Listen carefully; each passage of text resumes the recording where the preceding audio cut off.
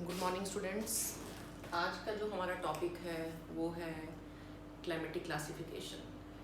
अब तक हम क्लाइमेट कर चुके हैं, इंडियन क्लाइमेट, उसके सीजन्स कर चुके हैं, उसके रिजीम कर चुके हैं। Today the our topic will be climatic classification in India, या अगर आपका सिलेबस में हम देखेंगे तो उसमें कोपन्स क्लाइमेटिक क्लासिफिकेशन है, climatic classification bye Köppen.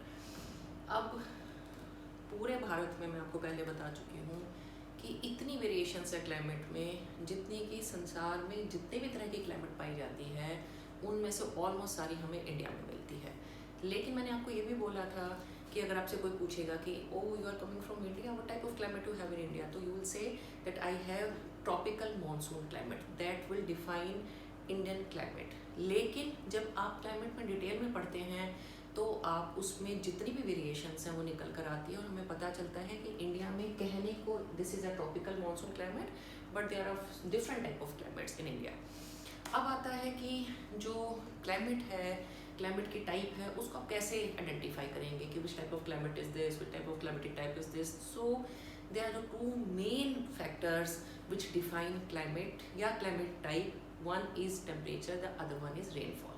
But in India, generally there are two factors, but in India, rainfall play a major role than temperature plays. The reason is that India is most of the part is in tropic or subtropical, so temperature doesn't play a major role. हमें temperature की दिक्कत नहीं आती, आपने कभी नहीं सुना होगा माइनस में टेम्परेचर है एक्सेप्ट दिस पॉइंट, ऊपर हिमालयस को छोड़कर। तो पूरी हमारी क्लाइमेट में क्योंकि टेम्परेचर बहुत अच्छा सा मिलता है, हमें खूब गर्मी है या ट्रॉपिकल आपकी क्लाइमेट है, उष्ण जलवायु है, तो हमारा जो मेजर रोल प्ले करता है वो रेनफॉल प्ले करती है। अब आता है आपका कि स्टैम्प, थॉर्नवेट, त्रिवार्था, कोपन, ये सारे वो लोग हैं जिन्होंने भारत की क्लाइमेट को डिवाइड या क्लासिफाई या कैटेगराइज करने की कोशिश की, जिनकी बहुत अच्छी मानी जाती है। जब आप एमए में जाएंगे तो आपको त्रिवार्था, थॉर्नवेट, कोपन सब करना पड़ेगा, लेकिन ऑनर्स के इस पेपर में सिर्फ आपको कोपन्स क्लासिफिकेशन है, तो हम एक ही आदमी की क्लासिफिकेशन जो उसने की वो करने वाले हैं। इसके बाद आपका जो दूसरा एक चीज़ आती है वो है कि इसमें इस जो क्लाइमेटिक कोपन्स की क्लासिफिकेशन है, कोपन्स था doctor Vladimir Koppen, he was from the university of Graz, Austria not Australia, and he published his first edition of world's climate. उसने पूरी वर्ल्ड की डिफाइन की थी climate in 1901, then again he edited in 1918, then again he modified it in 1931, and the final edition was in 1936, in which he tried to define, to categorize, to classify world climate. उसमें जो उसने एक parameter दे दिया था, उसके हिसाब से फिर लोगों ने अपने अच्छा ये ऐसे होगा, ऐसे होगा, ऐसे होगा, हमने उस हिसाब से इंडिया की क्लाइमेट को डिफाइन किया है। तो आप थोड़ी सी इंट्रोडक्शन कोपन की देंगे। उसके बाद कोपन ने बड़ा क्लियर दो चीज़ें उठाई, एक तापमान और एक बारिश। जो रेनफॉल है, instead of taking rainfall he took effectiveness of precipitation, कि बारिश का कितना असर आता है, प्रभावशीलता, हिंदी में ऐसा नहीं लिखेंगे, प्रभावशीलता ओ किसकी, वर्षा की या आर्द्रता की। अब है क्या कि आप भारत में जब बारिश होती है तो साथ में गर्मी का मौसम भी होता है, आपको पता है सबको, जून, जुलाई, अगस्त, सितंबर बहुत गर्म मौसम होते हैं।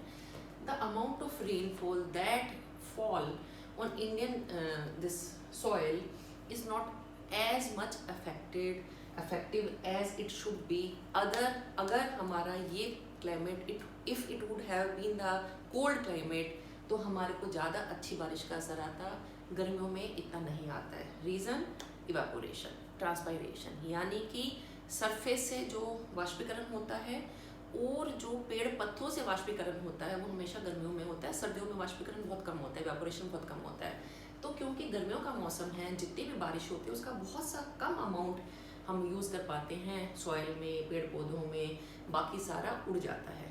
इसलिए अगर हमारी 200 सेंटीमीटर बारिश है गर्मियों में और अगर सर्दियों में वही 50, 60, 70 सेंटीमीटर बारिश है तो बराबर ही इफेक्टिव रहेंगी।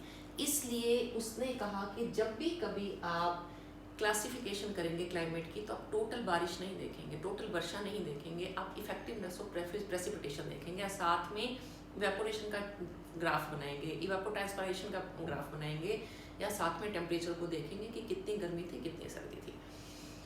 अब यहाँ पर मैं इससे पहले आपको थोड़ा सा और बताना चाहूँगी। मेरे पास जब बच्चे आए थे तो उन्होंने कहा कि मैम हमारे मैंने पूछा कि यू वांट यूट्यूब वीडियोस और वी कैन डू जूम और वेबएक्स मीटिंग, तो उन्होंने कहा नहीं मैम हमें यूट्यूब पे आसानी है, हम उसको बार बार देखते हैं, उससे नोट्स बनाते हैं, उससे करते हैं। एक नंबर 2 पे उन्होंने कहा हमें नेट कनेक्शंस की इशू है, फ़ोन्स की इशू है या बिजली की दिक्कत आती है, तो हम इसमें ज़्यादा कंफर्टेबल है, हम अपने हिसाब से जब हमारा मन करता है हम वीडियोज़ को देख लेते हैं।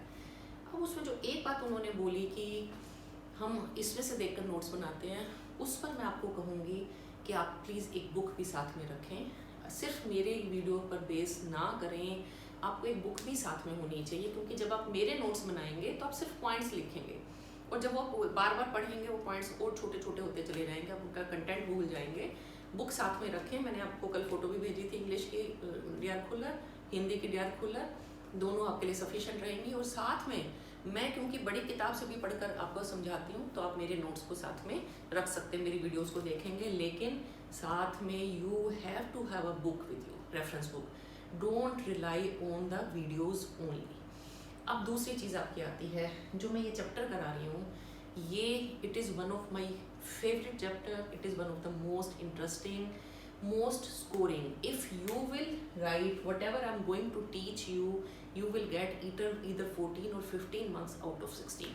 वो सभी अच्छे बच्चे जो अच्छे नंबर लेना चाहते हैं, होशियार बच्चे, वो इसका मैप भी बनाएंगे, जो नॉमेनक्लेचर मैं बता रही हूँ लिखे हुए वो भी लिखेंगे और उसको एक्सप्लेन भी करेंगे। और सभी बच्चे इसके बारे में इस वीडियो को शुरू करने से पहले या इस वीडियो में से पढ़ने से पहले मैं आपको भेजूंगी इंडिया का मैप, उसको लेकर बनाकर रखेंगे और फिर इस वीडियो को साथ साथ में देखेंगे और उसको समझेंगे। मैंने भी बनाया, लेकिन क्योंकि हम आउट ऑफ प्रैक्टिस और मैंने 2 ही बस बड़ी जल्दी में, क्योंकि ये मेरे को था लेक्चर रिकॉर्ड करना है, तो मेरा कि इतना गद खराब मत बनाइएगा, अच्छा बनाना। और उसमें फिर इसको मैंने तो सिर्फ आपको जनरल आइडिया देने के लिए किया है। अब है आपका कि कूपन्स की क्लासिफिकेशन की इंट्रोडक्शन होगी, वर्ल्ड क्लासिफिकेशन क्या होती है वो बता दिया, कूपन्स की क्लासिफिकेशन में उसने क्या चीज़ें उठाई हैं वो बता दी। अब हम बात करेंगे कि कूपन्स की क्लासिफिकेशन है क्या। कूपन्स की क्लासिफिकेशन में जो उसने वर्ड्स यूज़ किए हैं वो है English alphabets, capital and small, बड़े और छोटे इंग्लिश के अक्षर लिए हैं, उनको नोमेनक्लेचर कहते हैं। उसको उसने उनके साथ वैल्यूज़ लिख दी है कि अगर हम ए लिखेंगे उसका क्या मतलब, B C D E F G नहीं है, एच क्या है, स्मॉल ए क्या है, स्मॉल सी क्या है, स्मॉल डी क्या है, डब्ल्यू क्या है, एस क्या है, ऐसे करके। अब मैं बोलती जा रही हूँ और आप इनको सारों को देखेंगे और फिर इसका नोट्स बनाएंगे। और साथ में इसका तो मैं क्लास में भी सबसे ज़्यादा टेस्ट लेती थी, क्योंकि इसमें आपको बहुत नंबर मिलते हैं, बहुत इंटरेस्टिंग, बहुत अच्छा चैप्टर है। तो आप इसको ऐसे याद करेंगे, वीडियो देख देख कर आपको बड़े अच्छे से हो जाएगा। अब है कि जो आपका कूपन्स है उसने 5 बल्कि 6 हमें बड़े कैपिटल लेटर्स अल्फ़ाबेट्स दिए और भी दिए हैं, कुछ वो बाद में बताऊंगी, और कुछ छोटे दिए। अब ये आपके मेजर आपके टाइप्स हैं और ये सब टाइप्स हैं। मेजर में जो कैपिटल ए है उसका मतलब है आपकी ट्रॉपिकल रेनी क्लाइमेट है। ट्रॉपिकल का मतलब गर्म, रेनी का मतलब बारिश वाली, क्लाइमेट का मतलब जहाँ पर जलवायु है जिसमें कहीं पर भी ठंड नहीं आती है, इसका मतलब आपको दक्षिणी भारत में मिलेगी। फिर उसके बाद यहाँ पर जो सबसे ठंडा महीना है उसका तापमान 18 डिग्री सेंटीग्रेड से ऊपर रहता है, सबसे ठंडे महीने का। और जब भी बात करूँगी मैं इसमें पूरे में, इधर I talk about mean monthly temperature और आपका एनुअल टेम्परेचर, तो मीन औसत निकाल रहे हैं हम। तो उसने कहा कि ये जो क्लाइमेट है इसमें आपको कोई भी महीना 18 डिग्री सेंटीग्रेड से कम नहीं जाएगा, यानी कभी भी आपको ठंड नहीं मिलेगी, ट्रॉपिकल में रहेगा, इसका मतलब है लो लैटिट्यूड्स में है। और इसके अलावा उसमें आपकी रेनी क्लाइमेट मिलेगी। तो जितना भी आपका दक्षिण भारत का एरिया है वो सारा इसमें आ जाएगा। आगे हम डिवाइड करेंगे और सब टाइप्स में अलग बात है, लेकिन मोटा मोटा इसमें आ गया, क्योंकि यहाँ पर कभी भी ठंड नहीं होती है। दूसरा आता है आपका बी का मतलब है ड्राई क्लाइमेट, जो सूखी है, शुष्क है। सिर्फ आपके इन सब में एक यही ऐसी क्लाइमेट है that is based on rainfall. तो आपको इसमें क्लियर है कि हम ये राजस्थान, दक्षिणी हरियाणा, गुजरात, इसकी बात करेंगे बी टाइप में। तीसरा है सी। मिड लैटिट्यूड का मतलब होता है आपका 20, 25, 18 डिग्री नॉर्थ या साउथ, हम नॉर्थ में रहते हैं, तो मिड लैटिट्यूड रेनी यानी कि बारिश वाला सीजन विद माइल्ड विंटर्स, यानी ये वाला जो पूरा पोर्शन है, यहाँ बारिश गर्म सर्दियाँ तो होती है लेकिन बहुत कम, ज़्यादा सीवियर नहीं होती हैं। और आपका जो सबसे ठंडा मौसम है उसका औसत तापमान 18 डिग्री सेंटीग्रेड से नीचे लेकिन -3 डिग्री सेंटीग्रेड से ऊपर रहता है। तो ये सारा आपका ये वाला आ जाएगा जिसको हम सी टाइप बोलेंगे, जिसमें कि सर्दियां हैं लेकिन ज़्यादा सीवियर नहीं है, हम लोगों को कोई बर्फ़ नहीं पड़ती है, कोई माइनस में टेम्परेचर नहीं जाता है, हम सब इसमें आएंगे। फिर है डी, फिर मिड लैटिट्यूड यानी वही 30, 32, 33 है, जिसमें रेनी क्लाइमेट है, बहुत सीवियर विंटर्स है, सख्त ठंड पड़ती है। जो आपका सबसे ठंडा महीना है उसका तापमान -3 डिग्री से नीचे जाता है, यानी आपके वहाँ पर हिमपात होगा, स्नोफॉल होगा। सारे ये वाले जो पहाड़ी एरिया या ये यहाँ पर नीचे शिमला शुमला जाते हैं वो सारे इसमें आएंगे। लेकिन यहाँ पर जो सबसे गर्म महीना है उसका तापमान 10 डिग्री सेंटीग्रेड से ऊपर रहेगा। तो आप इसको बताएंगे कि जो हमारी जितनी भी ये वाली है ये डी में आ जाती है, इधर इधर। फिर है आपकी एफ का मतलब है polar with no warm month, कि पूरा टाइम आपकी ठंड रहेगी लेकिन उसमें कभी भी कोई गर्मी, सॉरी ये ई था बेटा, हाँ ये ई है, एफ नहीं है, ई, जिसमें कि पूरा टाइम आपको, इसको पोलर क्लाइमेट कहते हैं, कोई गर्म महीना नहीं है। जो सबसे गर्म महीना है उसका तापमान भी 10 डिग्री सेंटीग्रेड से नीचे रहेगा, यानी जो सबसे गर्म महीना है, जैसे अगर आप श्रीनगर चले गए तो भी आप उसमें स्वेटर लेकर जाएंगे क्योंकि वहाँ पर रात ठंडी हो ही जाएगी। तो ये ई आ गया। एक बड़ा एच भी लिखते हैं जो हाई लैंड होती है, हाई लैंड का मतलब पहाड़ों पर कि कोई ऊंचाई पर, यहाँ कहीं पर भी होगा उसको हम एच लिख देते हैं, जो हमने इसमें हमारे इंडिया में नहीं लिखा रखा है इन्होंने। अब आते हैं, ये तो आपके बड़े वाले आ गए कैपिटल लेटर्स।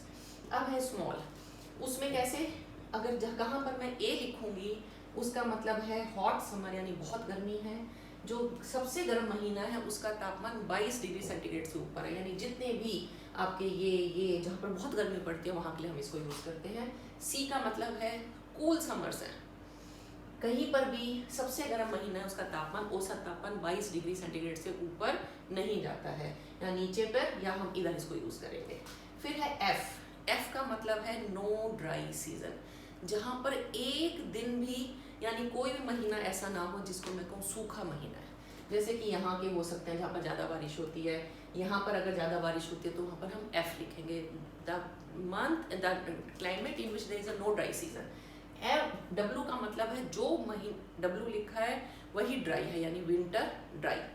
एस का मतलब है समर ड्राई, जैसे हमारा विंटर ड्राई है, सर्दियों में बारिश नहीं होती, ये समर ड्राई है, यहाँ पर सर्दियों में बारिश होती है, गर्मियों में बारिश नहीं होती। फिर आता है जी, गैंगेस टाइप, ये पूरा एरिया, गैंगेस का मतलब है गंगा का टाइप, जिसमें कि जो सबसे गर्म महीना है that comes before summer solstice यानी 21 जून से पहले आ जाता है, और the rainy season. So the type of climate in which the hottest month comes before, just before summer solstice. Summer solstice होता है 21 जून को। उसके बाद आपका आता है एम, इसका मतलब है शॉर्ट ड्राई सीजन, जैसे यहाँ पर थोड़े से दिनों के लिए सूखा, कम बारिश 2-3 महीने नहीं होती है, बाकी पूरा साल होती है, तो इसको हम एम लिख देंगे। एच होता है एनुअल रेनफॉल टेम्परेचर, सॉरी, जहाँ पर पूरा साल का जो एनुअल टेम्परेचर है वो 18 डिग्री सेंटीग्रेड से नीचे रहे, वो हम यहाँ पर यूज़ करेंगे क्योंकि यहाँ पर सर्दियाँ हो जाती हैं, सर्दी और रातें ठंडी होती हैं। फिर दो बड़े और निकल कर आते हैं, आप इनको यहाँ पर भी लिख सकते हैं, यहाँ पर भी लिख सकते हैं, कैपिटल, एक एस एक डब्लू। एस का मतलब होता है सेमी एरिड और डब्लू का मतलब होता है एरिड। हिंदी में अर्ध शुष्क और शुष्क, ये मैं राजस्थान में यूज करूंगी।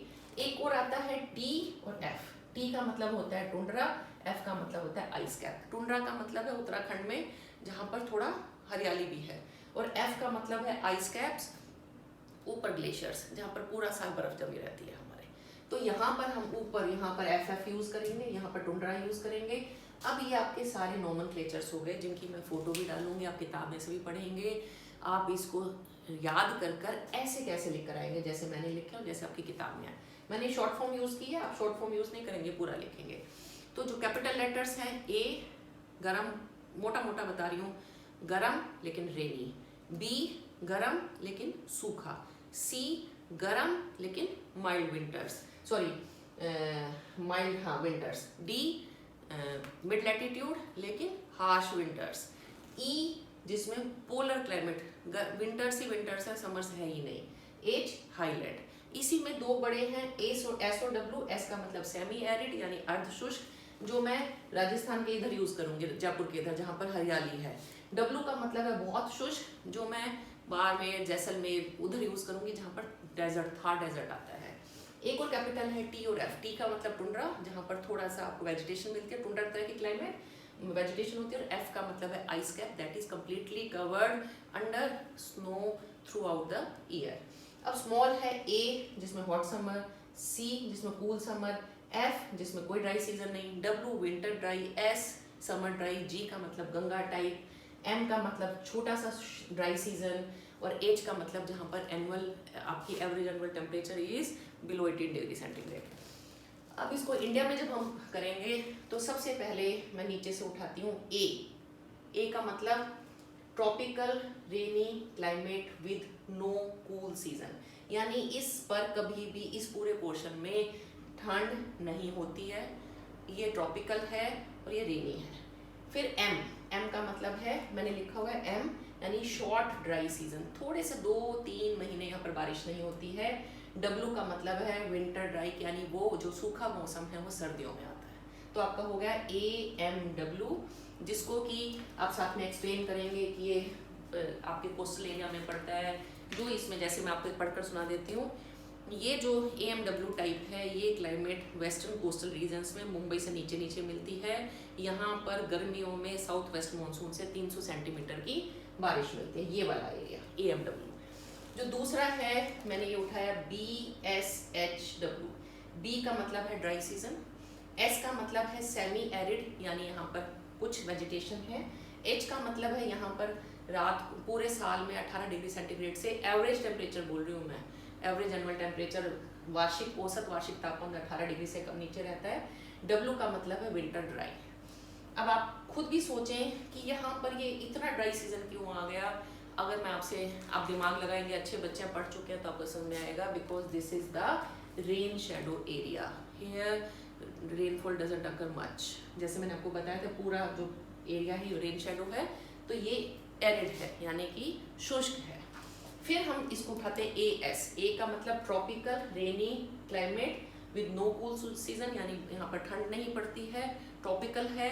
लेकिन एस का मतलब समर ड्राई, आपको पता है तमिलनाडु कोरोमंडल कोस्ट पे सर्दियों में बारिश होती है, समर्स सूखी रहती है। तो पूरे भारत में यही है जो समर ड्राई है। इसको मैं आपको पढ़कर फिर सुना देती हूँ।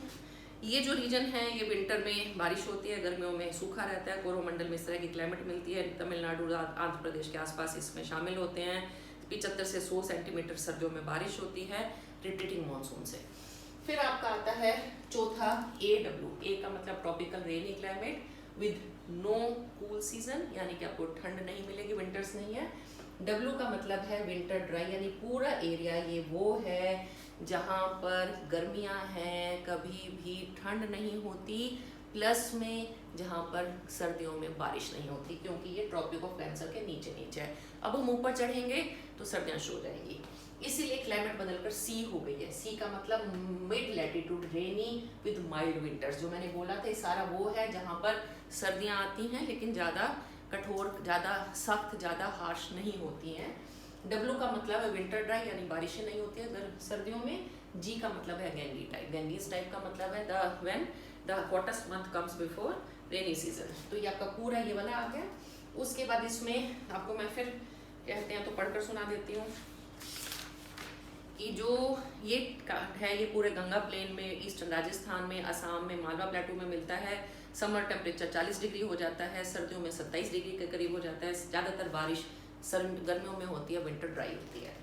फिर है DFC। डी का मतलब है मिड लैटिट्यूड है लेकिन बहुत ठंड पड़ती है, यहाँ पर अरुणाचल प्रदेश वगैरह का आ गया। इसमें जो आपका एवरेज टेम्परेचर जो सबसे ठंडे महीने की या -3 डिग्री से नीचे चली जाती है, लेकिन जो सबसे गर्म महीना है उसमें 10 डिग्री सेंटीग्रेड से ऊपर तापमान रहता है।